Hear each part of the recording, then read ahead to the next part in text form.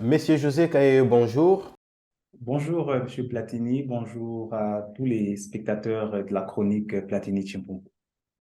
Merci. Je suis très content d'être en ligne avec vous aujourd'hui pour parler d'un sujet d'actualité en République démocratique du Congo.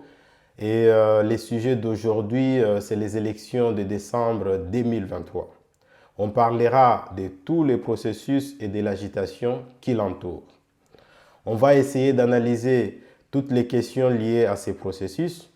Mais avant ça, est-ce que vous pouvez vous présenter et nous parler un peu de votre parcours? Le plaisir est partagé. Mon nom est Kayeye Mbouyi Josué. Je suis diplômé en droit économique et social. Je suis de nationalité congolaise. J'œuvre dans les secteurs de l'entrepreneuriat en République démocratique du Congo. À mes heures perdues, je m'intéresse aux sciences politiques, à l'histoire politique ainsi qu'aux stratégies de développement, domaine dans lesquels je suis chercheur indépendant. D'accord, parfait. Parce qu'on parle des élections, alors une question, pouvez-vous me donner votre compréhension sur la définition d'un cycle électoral et sur les raisons d'un vote dans un pays? Voilà. Un cycle électoral correspond à une période de temps durant laquelle se passent de façon régulière les élections dans un pays donné. Le cycle électoral comprend généralement plusieurs étapes telles que l'enregistrement des électeurs, la convocation des élections, mais aussi la campagne électorale et la publication des résultats. Les cycles électoraux sont généralement calqués sur la durée des mandats des dirigeants, ce qui en fait, voulais-je dire, une des notions les plus sacrées et qui sont généralement interdits des violations, qui sont inviolables. C'est la raison pour laquelle vous verrez que si un pouvoir, pour des raisons particulières, se retrouve dans l'impossibilité de convoquer ou d'organiser les élections, cela donne lieu à des consensus au niveau politique pour déboucher sur les règles des jeux qui doivent régir la période transitoire en attendant les prochaines dates pour les élections proprement dites. C'est ce qu'a connu la RDC en 2016, en décembre. Et cette période, vous verrez qu'elle a été, d'abord, elle a débuté avec les accords de la Saint-Sylvestre qui ont obtenu l'engagement ferme de Joseph Kabila de ne pas se présenter aux élections pour une troisième fois. Elle a donné lieu à la désignation d'un premier ministre issu des rangs de l'opposition et elle a institué le Conseil national des transitions. Voilà ce que j'ai pu dire sur le processus électoral. Alors, les buts d'un vote dans un pays est celui de donner aux populations la possibilité de sanctionner positivement ou négativement les dirigeants qui veulent se représenter pour de nouvelles échéances, mais aussi une possibilité pour eux de choisir des candidats qui portent un projet en phase avec les aspirations profondes de ces peuples-là ou alors en phase avec les enjeux internes et extérieurs du pays. Très bien. Alors, en décembre 2023, la République démocratique du Congo entamera son quatrième cycle électoral. Quelles caractéristiques spécifiques distinguent, selon vous, ces cycles de précédents? D'abord, il faut préciser que ces élections sont le premier après la transition pacifique du pouvoir qui a eu lieu en 2018. Également, à ces élections ne participe pas la mouvance de Joseph Kabila qui a organisé les élections précédentes. Mais il faut aussi préciser que c'est pour la toute première fois que la République démocratique du Congo organise des élections générales, présidentielles, législatives, provinciales, municipales et locales. Parfait. Alors, le président Félix Tshisekedi est en place. Il est le président sortant dans ces cycles, dans ces quatrièmes cycles électoraux organisés par notre pays. Mais je pense que vous êtes un observateur comme les autres. Le président Tshisekedi fait face à une adversité sans précédent. D'une part, le menace d'un coup d'État militaire et les révélations des Nanga sur un prétendu accord. Et d'autre part, Il fait face à une opposition financièrement puissante, soutenue par certaines puissances étrangères. Alors, la question est de savoir quels sont, à votre avis, les enjeux majeurs de ce cycle électoral. Oui, et d'abord, pour paraphraser les caractéristiques que vous avez soulevées dans votre question, il y a lieu de préciser que cette opposition en face du président Tshisekedi est atypique dans ceci, qu'elle regorge en son sein les gens qui ont eu à gouverner ce pays par le passé, qui ont certainement des cafards dans les placards, et quand ils viennent à solliciter des rentrées aux affaires, certainement c'est pour, dans une certaine mesure, assurer leurs arrières. Et vous avez parlé des révélations du président Corneille Nangaa, mais moi je pense qu'il n'a fait aucune révélation parce qu'il n'a fait qu'affirmer ce que le président Tshisekedi avait dit lors de sa conférence de presse à New York. Le président Tshisekedi a dit n'avoir jamais, qu'il n'y a jamais eu entre lui et le président honoraire Kabila des arrangements frauduleux. Et le président honoraire de la CENI vient nous dire que ces accords qui ont été conclus n'ont violé aucune disposition de la Constitution. Et moi, je n'y vois pas de la contradiction, je vois plutôt de la complémentarité. Alors, en ce qui concerne l'enjeu de cette élection, premièrement, elles doivent avoir les mérites de préserver les acquis de la première transition pacifique du pouvoir qui a eu lieu en 2018, mais aussi de placer les bases solides pour les élections qui seront préférables dans les futurs pour le peuple congolais, parce que je suis de ceux qui pensent que les élections parfaites n'existent pas. Très bien. Alors, nous avons vu le 24 candidats aller déposer leur candidature au niveau de la CNI, chacun proposant un programme de gouvernance pour les 5 prochaines années. Alors la question est de savoir comment pourrait-il, d'après vous, mieux les défendre afin de permettre aux Congolais d'opérer un choix utile pour le pays. Voilà, il y a lieu ici de préciser, comme vous l'avez dit, que nous sommes à notre quatrième expérience électorale. Le peuple congolais n'est pas celui de 2006, 2011 ou 2018. Il a certainement acquis une certaine maturité. Et la bonne façon, la bonne approche pour permettre à ce peuple de choisir son candidat, c'est que ces candidats puissent nous présenter leur programme de façon la plus transparente possible en les défendant dans un débat contradictoire. C'est un exercice auquel se prête les présidents de toutes les nations civilisées au monde. Et au travers de ces débats, nous avons la possibilité de découvrir quelle est l'offre politique qui est meilleure et chaque candidat adversaire à l'autre doit expliquer au peuple congolais en face des journalistes qui poseront certainement des questions pourquoi son offre politique est celle qui est en phase avec les enjeux de la République démocratique du Congo, qui est un pays aux aspirations des grandeurs. Et pour moi, je pense qu'étant donné qu'au niveau du pays, nous n'avons pas la possibilité aujourd'hui d'établir des clivages en termes d'idéologie, nous n'avons pas non plus les élections à 2 tours pour savoir exactement qui est le principal challenger du président en place. Il y a lieu que l'opposition s'organise parce qu'aujourd'hui, nous savons qu'il y a quand même des candidats qui sont, quand on considère l'opposition, qui sortent quand même du lot, tels que les candidats Martin Fayulu, tels que les candidats Moïse Katumbi. Il y a les candidats Mukwege qui vient aussi de faire son entrée dans l'arène politique. Il est important que ces candidats-là, l'un des meilleurs ou celui qui apparaît comme étant le plus fort, celui qui peut prendre le leadership de l'opposition, puisse se prêter à cet exercice d'affronter le président Tshisekedi dans un débat contradictoire pour nous expliquer au travers de cet échange pourquoi ils veulent les remplacer. En lieu et place des politiques qui sont mises en œuvre aujourd'hui, qu'est-ce qu'eux proposent?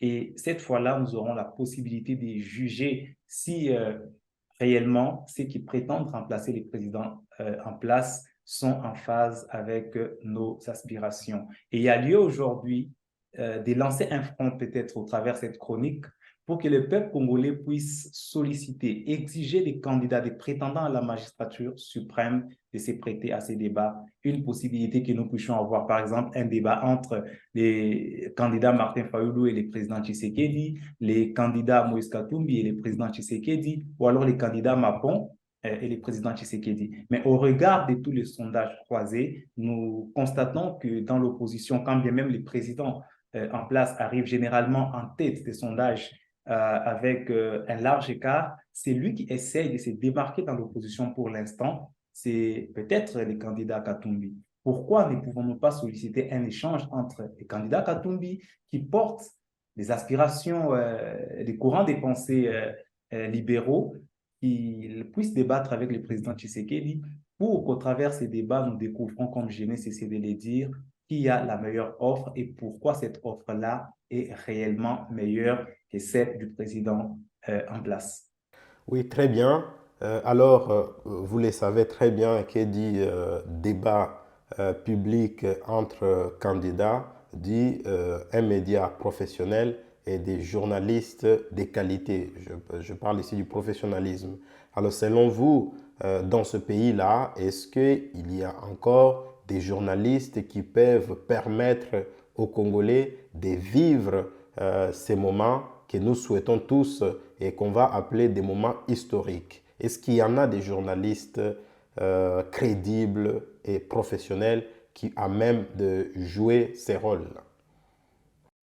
Je pense qu'en ce qui concerne la chaîne, nous avons la RTNC qui peut nous faire cette diffusion, mais partager les droits de diffuser à d'autres chaînes qui peuvent les faire en ligne ou bien sur leur chaîne personnelle. En ce qui concerne les Je ne vous coupe pas, Monsieur Kaye. Je ne vous coupe pas. Je ne parle pas en termes de chaîne. En termes de chaîne, ça peut passer partout à n'importe quelle chaîne. Mais je parle des journalistes parce que nous sommes dans un pays bipolarisé. Bipolarisé par la politisation. Alors, quels sont selon vous des journalistes non polémistes, hein, qui peuvent permettre aux Congolais de vivre ces moments historiques? Il y a plusieurs icônes dans les secteurs de la communication à RDC. Nous pouvons citer les vieux Kibambi Chitois, qui a quand même un parcours assez remarquable.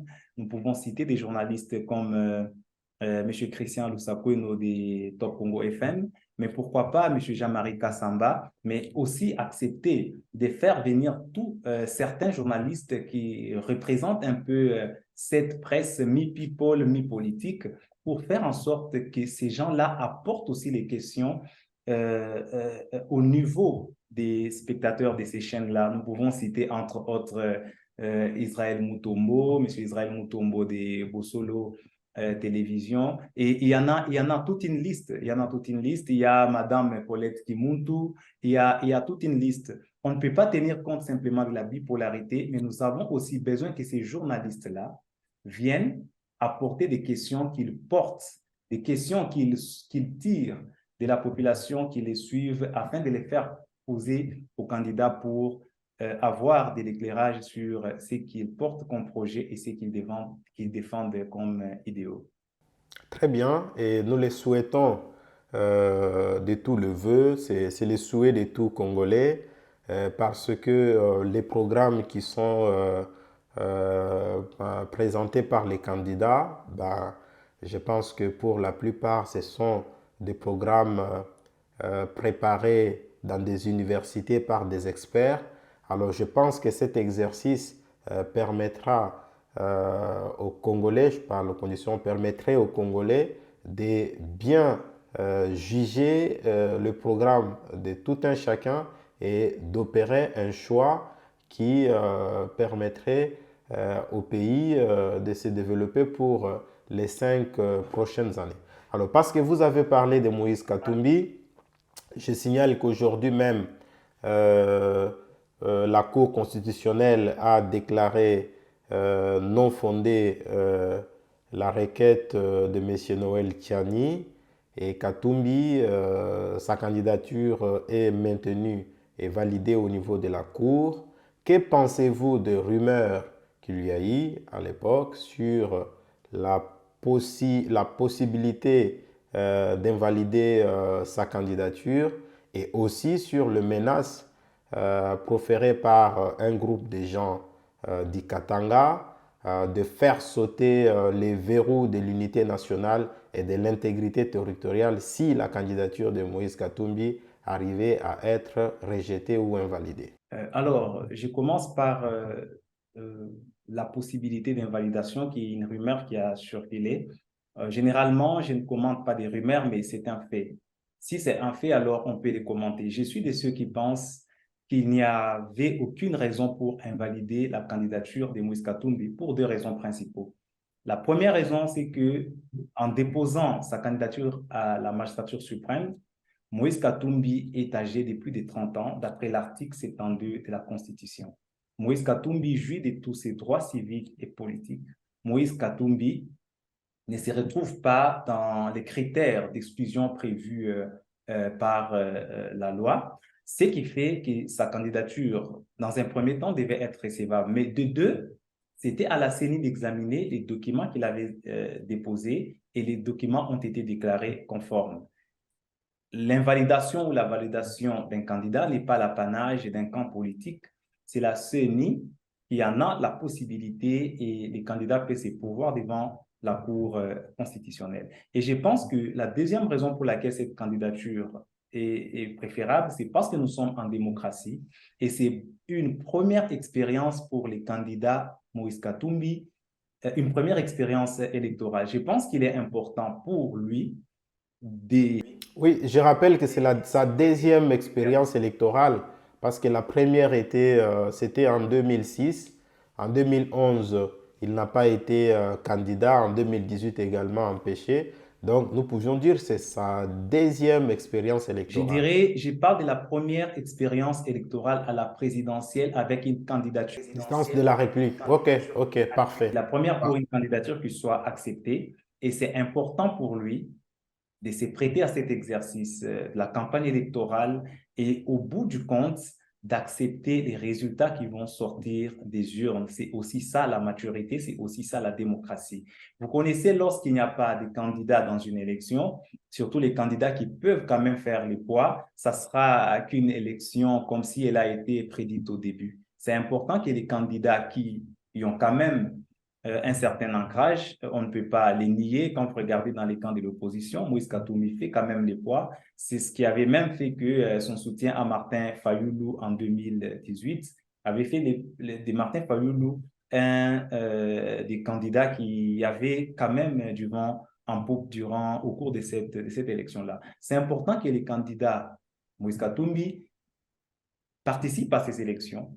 C'est important qu'il ait le temps d'expliquer son offre politique. C'est important pour lui de voir quelle est cette portion, ce pourcentage des Congolais qui vont adhérer à ces programmes-là. Je pense qu'après, avec la publication des résultats, surtout que la CENI nous a promis cette fois-ci d'afficher les résultats bureau par bureau, mais aussi de disponibiliser tous ces résultats bureau par bureau sur les sites de la CENI, nous aurons la possibilité de savoir, du moins de façon factuelle, quel est le poids de chaque candidat et chacun peut se faire une idée de ce qu'il représente dans cet échiquier politique. Par rapport aux menaces du sécessionnisme ou pas, je pense que c'est une question qui touche au manque du patriotisme. Le Congo est un, il est indivisible et personne ne peut prétendre les diviser pour des raisons qui sont personnelles. Pour moi, je considère que c'est un débat des bas étages, c'est une absence criante du patriotisme et ça prouve même que ces personnes-là n'ont pas l'amour de cette RDC qui est unie et ils veulent lancer le pays dans des troubles qui peuvent profiter, n'est-ce pas, aux nations qui sont en train de nous agresser en ces moments. Exactement. C'est quand même déplorable pour juste compléter ce que vous dites. C'est quand même déplorable parce que dans ce pays-là, nous avions vécu des opposants à la taille de Tiens Tshisekedi au Mulumba, à la taille d'Antoine Gizenga. Il y en a eu tant d'autres. Même le Fengunza Karluband, il a été aussi opposant à un moment donné au président Mobutu. Mais on n'a jamais entendu ce genre de discours.